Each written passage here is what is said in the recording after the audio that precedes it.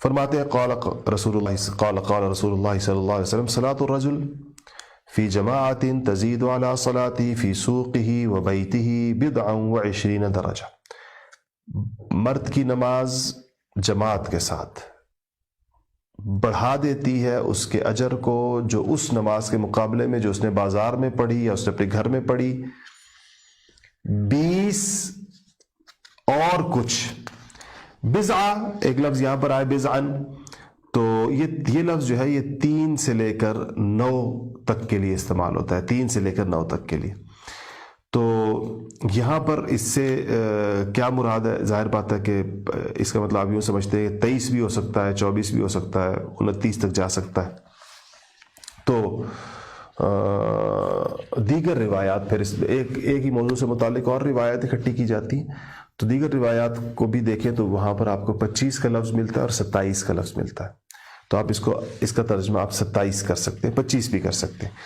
تو کہا کہ وہ 27 درجے بڑھ جاتی ہے اس کی نماز، یعنی جو شخص جو ہے جب کوئی شخص جماعت کے ساتھ نماز ادا کرتا ہے تو یہ گھر کی نماز اور بازار کی نماز، یعنی اپنی دکان میں پڑھ لی، بازار میں کہیں بھی پڑھ لی جہاں مسجد نہیں ہے، اس نماز سے یعنی مسجد والی نماز 27 گنا زیادہ ہوتی ہے۔ وذالک، اور یہ کیسے کہ ان احدہم اذا توضأ فاحسن الوضوء، تم میں سے کہ جب کوئی شخص وضو کرتا ہے اور فاحسن الوضوء، وضو اچھے طریقے کے ساتھ کرتا ہے۔ اچھا وضو کیا ہوتا ہے؟ پہلی بات کہ پانی کم استعمال کیا جائے، جتنا پانی کم ہوگا وضو اچھا ہوگا۔ ٹوٹی کھول کر بہتا جا رہا ہے پانی، کوئی برش کر رہا ہے، کوئی مسواک کر رہا ہے، پانی بہتا جا رہا ہے، تو یہ وضو زیادہ پانی کا استعمال اور پانی کا اسراف وضو کی کوالٹی خراب کرتا ہے، کمزور کرتا ہے۔ تو صحیح یہ ہے کہ وضو کو اہتمام سے کرنا، کوئی جگہ خشک نہ رہ جائے، ایسے تیزی میں نہ ہو کہ کوئی جگہ خشک رہ جائے، بال برابر جگہ خشک نہ ہو۔ وضو کے دوران دعاؤں کا پڑھنا، یہ ساری چیزیں وضو کو بہتر کرتی ہیں۔ تو کہا کہ فاحسن الوضو، وضو پھر بہت اچھے طریقے کے ساتھ اسے کیا، ثم اتى المسجد، پھر مسجد آیا، لا يريد الا الصلاۃ، مسجد آنے کی اس کی وجہ خالص نماز ہے، نماز کے علاوہ کوئی اور وجہ نہیں ہے۔ اور فرمایا کہ لا ينهزه الا الصلاة لم يخطو خطوة الا رفع لها بها درجة وحط عنه بها خطيئة حتى يدخل المسجد۔ اب آپ نے اگلی اس کی تفصیل بیان فرمائی۔ آپ نے فرمایا کہ جب وہ آتا ہے اور اس کا کوئی دوسرا مقصد پیش نظر نہیں ہے تو ہر قدم کے بدلے میں 1 درجہ اس کا بلند ہو جاتا ہے، اور 1 گناہ اس کی ہر دفعہ مسجد آنے پر، اور 1 گناہ اس کا کیا ہو جاتا ہے، وہ دورا۔ 1 درجہ اللہ جل شانہ بلند کر دیتے ہیں اور 1 گناہ اس کا جو ہے وہ کم ہو جاتا ہے۔ فَإِذَا دَخَلَ الْمَسْجِدِ كَانَ فِي الصَّلَاةِ مَا كَانَتِ الصَّلَاةِ هِيَ تَحْبِسُ وَالْمَلَائِكَةُ يُصَلُّونَ عَلَى أَحَدِكُمْ مَا دَامَ فِي مَجْلِسِهِ الَّذِي صَلَّى فِيهِ يَقُولُونَ اللهم ارحمه اللهم اغفر له اللهم تب عليه ما لم يؤذ فيه ما لم يحدث فيه۔ آپ نے فرمایا کہ یہ آیا مجلس کے اندر اور مسجد کے اندر، اور کوئی مقصد پیش نظر نہیں ہے، ہر قدم پر ایک تو اللہ جل شانہ نے اس کا درجہ بلند کیا، اس کا گناہ دور کیا۔ مسجد میں آ کر جب تک نماز کے انتظار میں بیٹھا رہتا ہے تو نماز کا ثواب پاتا رہتا ہے۔ نماز سے 10 منٹ پہلے جا کر ایک بندہ مسجد میں بیٹھ گیا تو یہ اس کو ایسے ہے جیسے 10 منٹ نماز میں اس کے گزر گئے، چاہے بے شک فارغ میں انتظار میں ہے صرف۔ اور جو شخص نماز ادا کرنے کے بعد باوضو مسجد میں بیٹھا ہو اور کسی کو تکلیف نہ دے رہا ہو، ایک شرط، مسجد میں بیٹھا ہوا ہے تو آپ نے فرمایا کہ کسی کو تکلیف نہ دے رہا ہو اور جب تک باوضو رہتا ہے، یعنی جب تک اس نے اپنا وہ حالت وضو میں اور اپنا وضو نہ توڑے اور کسی کے لیے باعث اذیت نہ ہو، نہ انسانوں کے لیے نہ فرشتوں کے لیے، کیونکہ جب انسان وضو ٹوٹتا ہے مسجد میں تو بعض روایات سے پتہ چلتا ہے کہ مسجد کے ماحول کے جو فرشتے ہوتے وہ اس سے تنگ ہوتے، تو باوضو رہے اور اس مسجد میں جب تک وہ اس طرح بیٹھا رہتا ہے تو نبی کریم صلی اللہ علیہ وسلم نے فرمایا کہ فرشتے اس کے لیے دعا کرتے ہیں۔ اور کیا الفاظ ہیں فرشتوں کے کہ اللہم ارحمہ، یا اللہ اس کے اوپر رحم فرما، اللہم اغفر لہ، یا اللہ اس کی مغفرت فرما، اس کی بخشش فرما، اللہم تب علیہ، یا اللہ اس کی توبہ کو تو قبول فرما، معاف فرما، اس کو توبہ اس کی قبول فرما۔ اور یا اللہ تو اس کی بخشش فرما. یعنی یہ دعائیں آپ سوچیں, ہم لوگ دعا کے لیے کہتے ہیں, مجھے اتنی دعاؤں کے لیے یہاں ہر وقت پیغامات آتے رہتے ہیں, یعنی ہم گناہ گار لوگوں کو دعا کے لیے کہتے ہیں اور ہمیں یہ توقع ہوتی ہے کہ اللہ تعالیٰ ہر انسان کی دعا سن سکتا ہے. تو آپ سوچیں فرشتوں کی دعا کتنی بڑی چیز ہوگی, فرشتے کی دعا, اور فرشتوں کی خدا جانے کتنے فرشتے جو یہ دعا کر رہے ہوں گے, اور دعائیں بھی کیسی انسان کے لیے زبردست. یہ دعا کس کو ملے گی؟ جو مسجد میں جائیں گے اور جا کر کچھ وقت مسجد میں پہلے سے یعنی بیٹھے ہوں گے وضو کر کے نماز کے انتظار میں. تو اسے پتہ چلا کہ جب اذان ہو جائے تو بس تیاری کر کے مسجد جانا چاہیے. گھڑی آخری وقت تک دیکھتے رہنا کہ جماعت کھڑی ہو گئی یا نہیں, کھڑی ہو گئی یا نہیں, اور پھر بھاگتے ہوئے جانا. تکبیر اللہ انسان سے سانس اس کا پھولا ہوا ہے, پھر بھاگتے ہوا بندہ جو ہے کبھی کسی کے ساتھ گاڑی کھڑی کرنے میں بھی مسئلہ, یا موٹر سائیکل کھڑی کرنے میں مسئلہ, کبھی ادھر کر دی کبھی ادھر کر دی.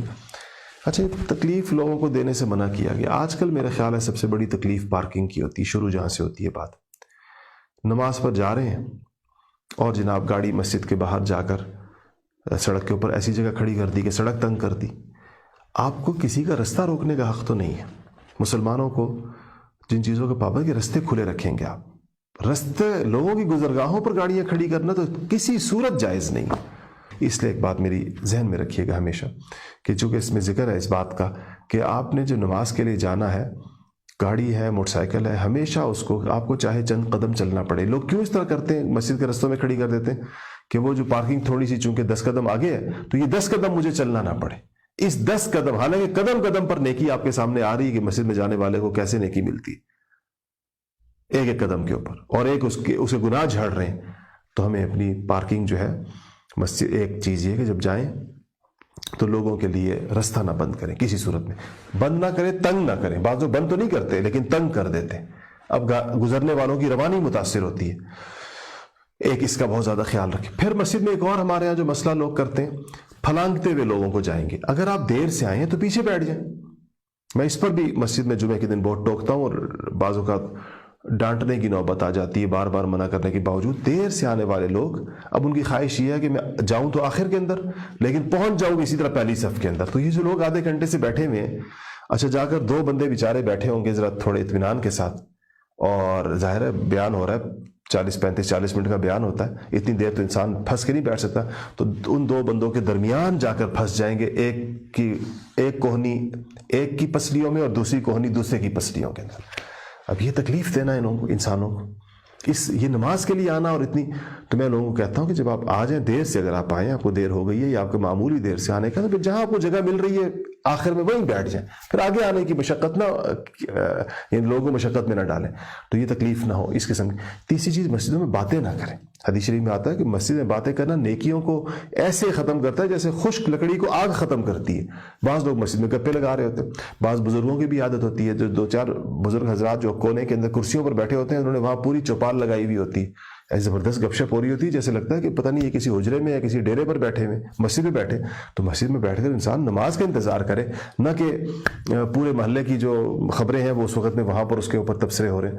یہ 3 4 5 ہماری وہ عادت ہے. اسی طرح جوتے رکھنے کے معاملے میں, جوتوں کی جگہ کے اوپر جو ہمارے یہاں مسئلے پیدا ہوتے ہیں, لوگوں کو پھر اپنے جوتے نہیں مل رہے ہوتے ہیں.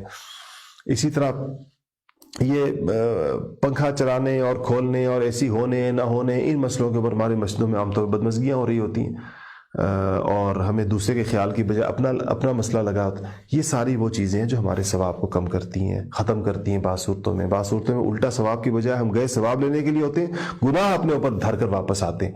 یہ قوم کی تربیت ہے, یہ علماء کی بھی ذمہ داری ہے, اساتذہ کی بھی ذمہ داری ہے, والدین کی بھی ذمہ داری ہے. میں سب سے, چونکہ آپ حضرات کو پتہ ہے کہ الحمدللہ اس وقت بھی ہزارہا لوگ پوری دنیا میں, اور پھر باقی دن میں بھی لوگ سنتے ہیں, کہ میں اساتذہ سے کہتا ہوں کہ خدا کے لیے قوم کی تربیت کریں, سمجھائیں یہ بات. ان سے پہلے والدین سے کہتا ہوں کہ اپنے بچوں کو سمجھائیں اور اپنے بچوں کو یہ تربیت کریں, کوشش کریں کہ وہ اس کے اوپر آئیں. اساتذہ اپنا کردار ادا کریں, اور علماء اس چیز کو قرآن و سنت کی روشنی میں قوم کے سامنے ضرور رکھیں اور ان کو ضرور بتائیں, تاکہ ہم کوئی مہذب معاشرہ بن سکیں. اور تہذیب اور متانت کا یہ سفر جو ہے, ایک اسلام نے جو چیزیں سکھائی ہیں, لوگوں کو پتہ چلے مسلمانوں کا طرز معاشرت کیا ہوتا ہے. آج دنیا کے سامنے اسلام کا طرز معاشرت موجود ہی نہیں ہے. کتابوں میں لکھا ہوا ہے, احادیث میں لکھا ہوا ہے, قرآن میں موجود ہے, زندگی میں موجود نہیں ہے. ہماری بہت بڑی کمی ہے. اللہ جل شانہ ہمیں اس کے اوپر عمل کرنے کی توفیق نصیب فرمائے. اور نماز مسجدوں میں جا کے مردوں کو پڑھنی چاہیے۔ خواتین کی ذمہ داری ہے اپنے بچوں کو، جوان لڑکوں کو اور چھوٹے بچوں کو بھی، جب تک وہ شور نہ کریں۔ بہت شور والے بچوں کو بھیجنے سے یہ ہوتا ہے کہ لوگوں کی نماز خراب ہوتی ہے، لیکن اس کو تھوڑا سا جب بچہ اس قابل ہو جائے کہ وہ مسجد میں گند نہ کرے اور مسجد میں زیادہ شور نہ کرے، تو اس کو مسجد کی عادت ڈالنی چاہیے۔ والد کو بھی، شوہروں کو بھیجیں، اپنے بھائیوں کو بھیجیں مسجد کے اندر، اذان ہو جائے تو ان کو ترغیب دیا کریں کہ مسجد جا کے نماز پڑھیں۔ بعض لوگ بجائے مسجد جانے کے بس وہیں مصلی ڈالا اور نماز پڑھ لیتے ہیں، یہ طریقہ نہیں ہے نماز۔ نبی کریم صلی اللہ علیہ وسلم نے بہت تاکید فرمائی ہے مسجد کی طرف جانے کی۔ اللہ تعالیٰ ہمیں اس پر عمل کرنے کی توفیق نصیب۔